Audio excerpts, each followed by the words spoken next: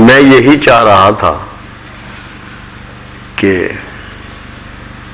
راشد صاحب حق کا تذکرہ کریں گے، ضرور کریں گے، کیونکہ جو یہ کیفیت سمیٹ کے لائے ہیں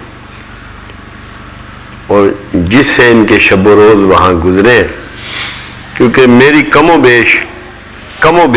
و بیش درجنوں دفعہ کی حاضری صابر پیا کے ہاں ہے، اور میں وہاں کی صورتحال کو جانتا ہوں۔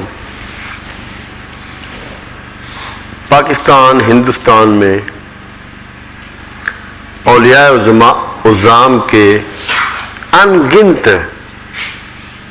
مرکز اور مزارات پہ میری حاضری زندگی میں رہی ہے، مگر میرا ذاتی تجربہ یہ ہے کہ جو جلال، جو جذب و مستی، جو استغراق میں نے صابر پیا کے ہاں پایا، اس سے پہلے کہیں نصیب نہیں ہوا۔ ابھی تک کم از کم تجربہ یہی ہے، اور الحمدللہ میری بے شمار جگہ حاضری رہی ہے۔ اہل چشت پہ بھی یہ سارے عظیم لوگ ہیں، اور یہ نہیں ہوتا کہ کوئی شخص اگر تھوڑا سا بھی درک رکھتا ہے دین میں یا روحانیت میں یا صوفی ازم میں، تو وہ جائے کلیئر اور خالی لوٹ آئے۔ میں اس کو بلیو نہیں کرتا۔ صرف ایسا ممکن ہے کہ اس کو پتہ ہی کچھ نہ ہو، بے شعوری جائے تو بے شعوری لوٹ آئے۔ جو شعور رکھتا ہے، میں آپ کو اپنی ایک بات بتاتا ہوں۔ آج ایک مرتبہ ایسا ہوا، میرے پاس وہاں ویزے کا چکر ہوتا ہے پاکستانیوں کے لیے، پولیس والے تاڑ رہے ہوتے ہیں، تو میں ایسے وقت پہ پہنچا 12 بجے دوپہر کو روزہ مبارک بند ہو جاتا ہے۔ وہاں کچھ اوقات ایسے ہیں جن میں روزہ مبارک بند ہو جاتا ہے۔ جب میں پہنچا تو جو چوکیدار ابھی تالا لگا رہا تھا، میں جس وقت پہنچا، میں نے اس کو ریکویسٹ کی، میں نے کہا یار میں ہوں پاکستانی اور حاضری بھی میں نے ضرور دینی ہے، تو تیری مہربانی ہے کہ مجھے 2-4 منٹ دے دے، تالا کھول دے۔ اس کا دل پسیج گیا اور میں نیچے چلا گیا۔ ایک تعویذ مبارک اوپر ہے اور قبر مبارک جو ہے وہ تھوڑا سا نیچے اترے، سیڑھیاں نہیں ہیں، ایسے ڈھلان سی بنی ہوئی ہے۔ نہ زندگی میں اس سے پہلے اتنا خوف کبھی آیا، نہ کبھی طاری ہوئی، کیونکہ آپ کے اصول کی میں نے خلاف ورزی کی،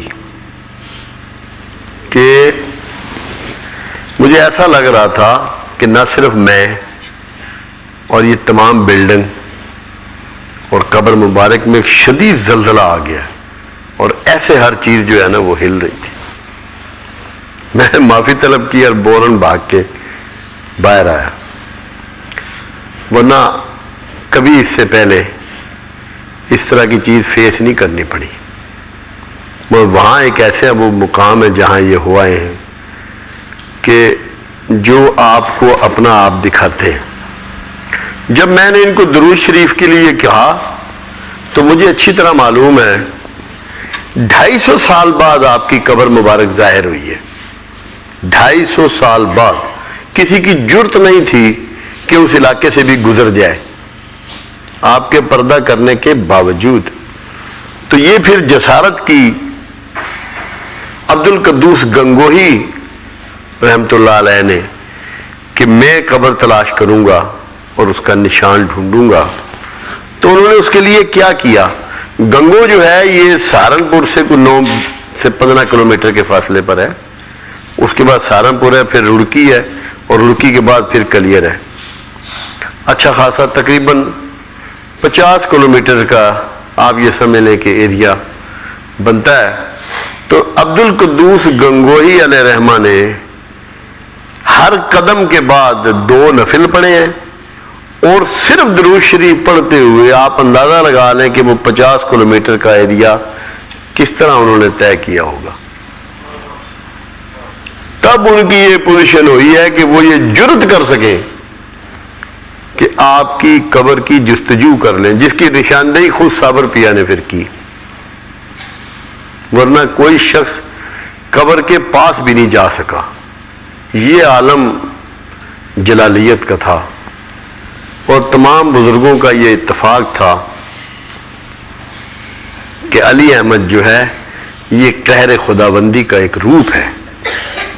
جو اللہ کا غصہ ہے، جو اللہ کا قہار ہونا ہے، اس کی ایک مثال بنائی گئی ہے دنیا میں، تاکہ لوگوں کو پتہ لگ جائے کہ کیا کیا کمالات کے لوگ ہیں اور کیسی کیسی حیثیت کے لوگ ہیں اور کتنا ان کو اللہ اور اس کے رسول سے تعلق موجود ہے.